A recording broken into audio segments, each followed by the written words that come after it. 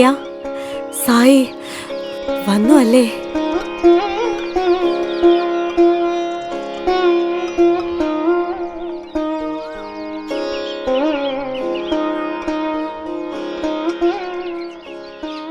അനിയ, നിനക്ക് ദിവസവും എന്റെ കൈകൊണ്ട് ആഹാരം ഉണ്ടാക്കി തരാം. എന്നെ അനുഗ്രഹിച്ച് ആ വരപ്രസാദം തരൂ. ചേച്ചി, ഈ അനുജൻ ചേച്ചിയുടെ വാക്കുകൾ തിരസ്കരിക്കില്ല. അനിയ, നാളെ തീർച്ചയായിട്ടും വരുമല്ലോ അല്ലേ? നിനക്ക് നിവേദ്യം തന്നാലേ ഈ ചേച്ചിക്ക് തൃപ്തിയാവുകയുള്ളൂ. എന്താന്ന്? ഈ പക്കീരമ്മയുടെ അനിയനാണെന്നോ? ഇവൻ എങ്ങനെയെങ്കിലും ഒന്ന് ജയിപ്പിക്കണം. ഞാൻ ജയിപ്പിച്ചാൽ എനിക്കെന്തു തരും? എന്ത് ചോദിച്ചാലും തരാം. വാക്കു മാറില്ലല്ലോ. വാക്കുമാറില്ല. എന്റെ മൂലയൊക്കെ എനിക്ക് കിട്ടി. അമ്മാവ നിന്നെ ജയിപ്പിച്ചതാ. നിങ്ങൾ ഒരു കാരണവശാലും നുണ പറയാൻ പാടില്ല, മോഷ്ടിക്കാനും പാടില്ല. ഗുരുഭൂതന്മാരെ ദൈവതുല്യരായി കാണണം. കണ്ടോളാം. ഇപ്പൊ മനസ്സിലായോ ശ്യാമ? ആരെ വേണമെങ്കിലും മാറ്റാനുള്ള ശക്തി അദ്ദേഹത്തിന് മാത്രമേ ഉള്ളൂ. മനസ്സിലായോ? അമ്മാവൻ പറഞ്ഞതുപോലെ തന്നെ ചെയ്യാം. വാടാ, പള്ളിക്കൂടത്തിൽ പോവാം.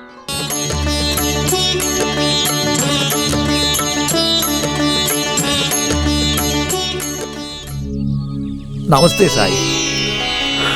നമസ്തേ ദേവാ.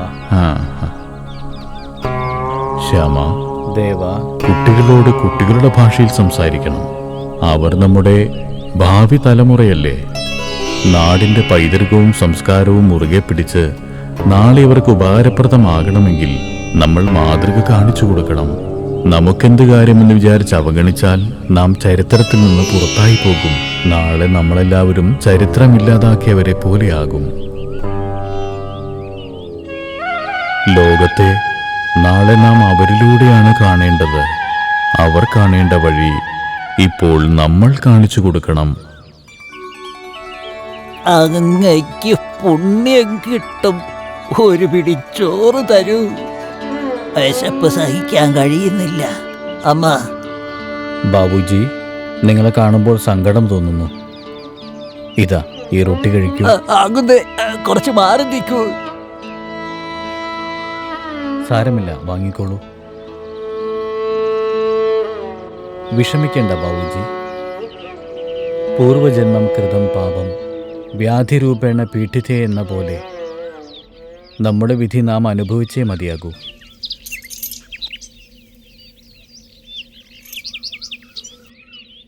എന്താ ഇന്ന് അനിയനെ കാണുന്നില്ലല്ലോ? വരേണ്ട സമയമായല്ലോ.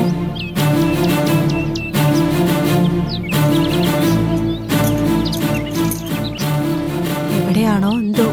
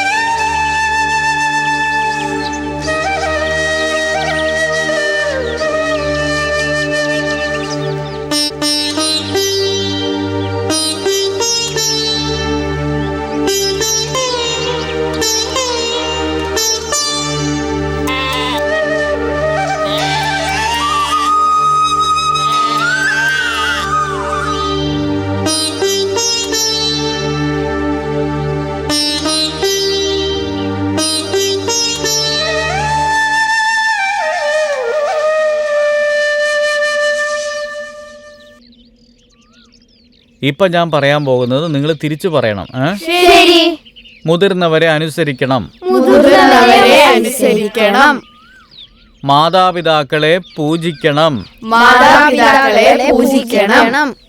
സത്യം മാത്രം പറയണം.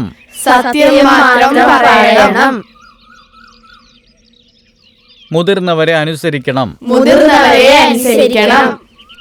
മാതാപിതാക്കളെ പൂജിക്കണം.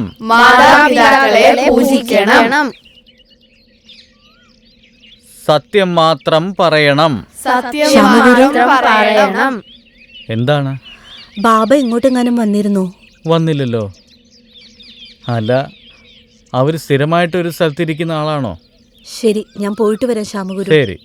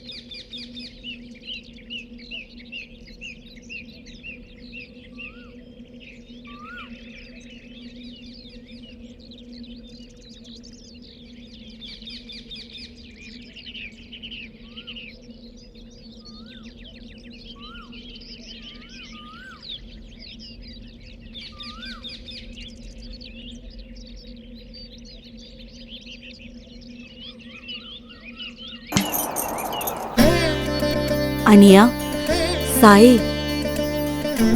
ചേച്ചിയുടെ കാലിൽ മുള്ളു തറച്ചിട്ടുണ്ട്. വേദനിക്കുന്നില്ലേ? അതൊന്നുമില്ല അനിയ. ചേച്ചി, നിങ്ങളുടെ വേദന എനിക്ക് വേണ്ടി സഹിക്കുകയാണോ? ചെരുപ്പ് പോലും ധരിക്കാതെ എന്തിനാണ് ഇത്ര ദൂരം കഷ്ടപ്പെട്ടു വന്നിരിക്കുന്നത്? ഇതിലെന്ത് കഷ്ടപ്പാടാ അനിയ? അതെന്താണ് അങ്ങനെ? ഉണ്ടാകും. ആദ്യം ഞാൻ മുള്ളെടുക്കട്ടെ. ഞാൻ എടുത്തു അനിയ. എടുത്തിട്ടുണ്ടാകും. പക്ഷെ മുള്ളല്ലേ, കുറച്ചെങ്കിലും അകത്ത് പൊട്ടിയിരിക്കുന്നുണ്ടാകും.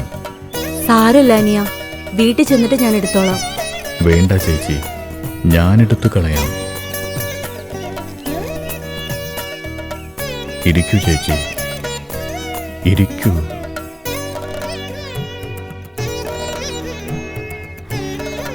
വേണ്ട അനിയ. സാരമില്ല ചേച്ചി.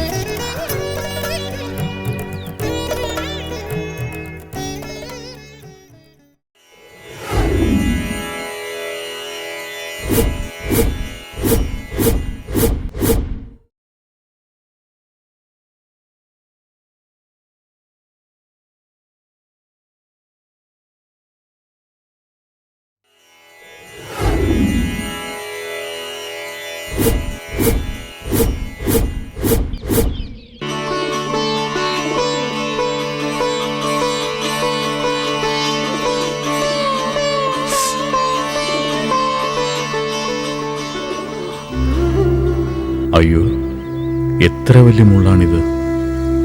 അച്ചേച്ചി, എനിക്ക് വേണ്ടി ഇത്ര കഷ്ടപ്പെട്ട് വരണമായിരുന്നു. ദൈവത്തെ കാണണമെങ്കിൽ കഷ്ടപ്പെട്ട് തന്നെയല്ലേ വരണ്ടേ? അതിലാണ് സന്തോഷം കിട്ടുന്നത്. അല്ലാ മാലിക്.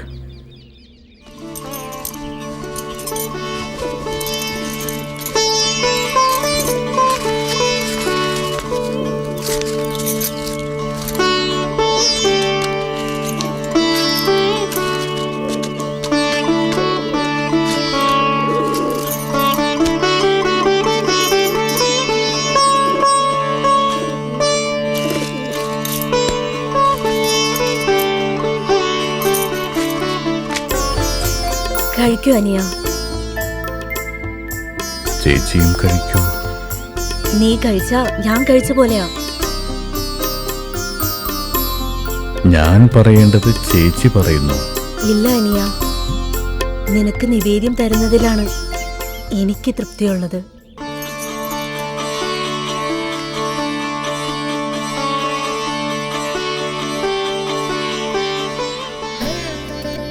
ചേച്ചി, എനിക്ക് വേണ്ടി ഏറെ കഷ്ടപ്പെടുന്നുണ്ടല്ലോ. നിനക്ക് ആഹാരം തരുന്നതിൽ എനിക്കെന്ത് കഷ്ടപ്പാടാണ്? ഇത് ഒരമ്മയായ എൻ്റെ കടമയാണ്. അതെ ചേച്ചി, ഭഗവാൻ പോലും ഒരമ്മയുടെ മകനല്ലേ. അമ്മയുടെ സ്നേഹം കിട്ടുന്നതിലപ്പുറം ഒരു മകനും മറ്റെന്തു വേണം?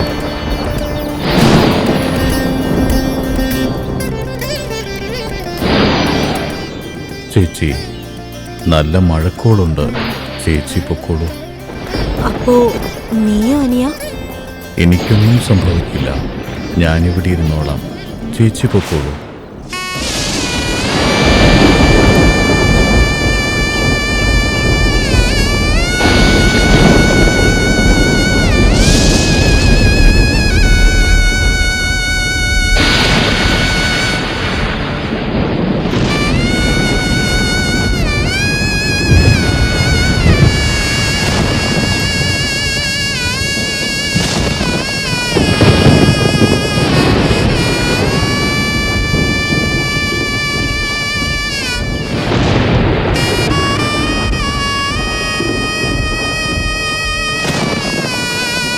അല്ലാ മാലിക്.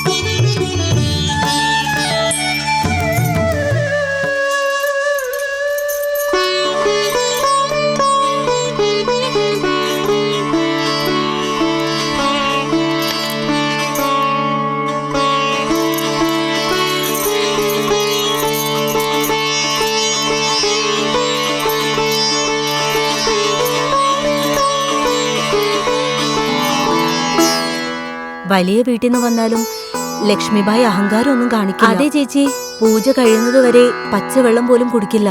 എല്ലാവരെയും വിളിച്ച് പ്രസാദവും തരും. എത്ര സമ്പത്തുണ്ടെങ്കിലും ദൈവഭക്തിയേക്കാൾ വലിയ സമ്പത്തില്ലല്ലോ. ആ ദൈവമാണ് നമ്മുടെ യഥാർത്ഥ സമ്പത്ത്. നമസ്തേ തുകാറാം അവർകളെ. നമസ്തേ.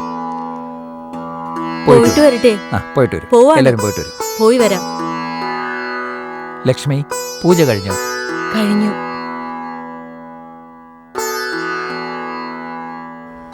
പ്രസാദം വാങ്ങിക്കോളൂ. ലക്ഷ്മി, നമ്മുടെ ഷിർദിയിൽ ഏതോ ഫക്കീർ വന്നിട്ടുണ്ട്. എല്ലാരും പറയുന്നുണ്ട് അദ്ദേഹം സാക്ഷാൽ ദൈവസ്വരൂപനാന്ന്. അദ്ദേഹത്തെ എല്ലാരും സായി എന്നാണ് വിളിക്കുന്നത്.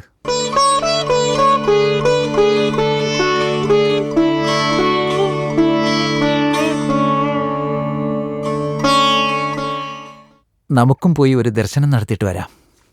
ശരി.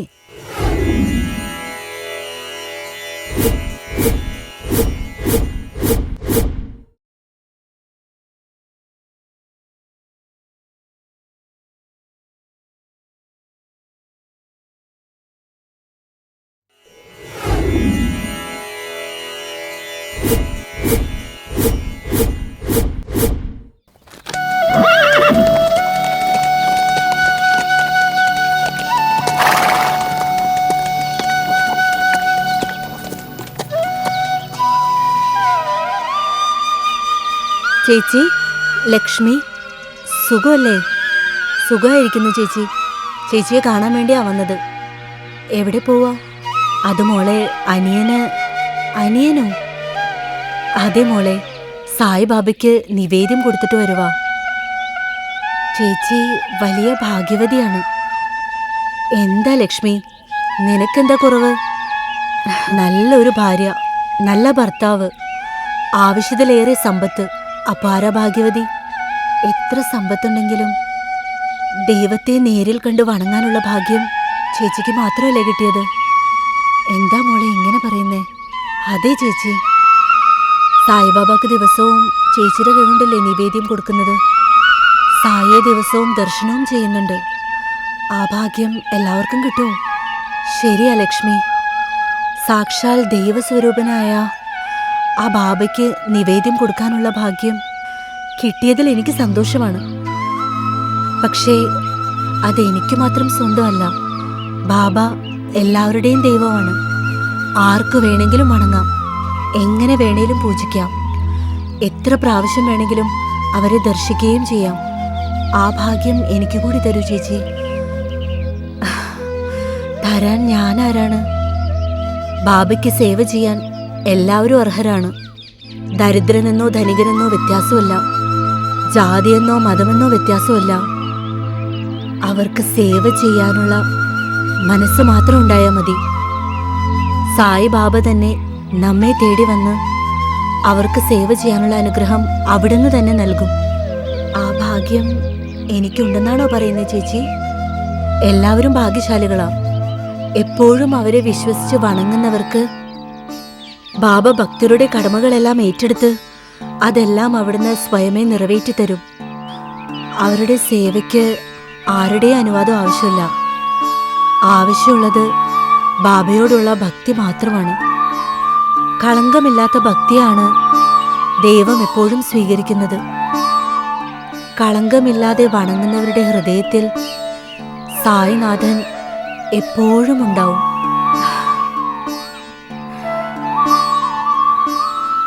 മനസ്സിനെ നിയന്ത്രണത്തിൽ വെച്ചുകൊണ്ട് സൽപ്രവൃത്തികൾ ചെയ്തുകൊണ്ട് നല്ല ചിന്തകളോടെയും ജോലി ചെയ്തുകൊണ്ട് സകലവും അറിഞ്ഞവൻ ഈ ലോകം തന്നെ ദൈവമാണെന്ന വിശ്വാസത്തിൽ ഈ പ്രപഞ്ചത്തിലെ ഓരോ അണുവിലും ഓരോ ലീലാവിലാസങ്ങളിലും ദർശനം ചെയ്തുകൊണ്ട് മുന്നോട്ടു പോയാൽ ജീവൻ ജീവാത്മാവായി മാറി പരലോകത്തിൽ നേരിൽ ദർശിക്കും. വളരെ നന്ദി സ്വാമി. അല്ലാ മാലിക്.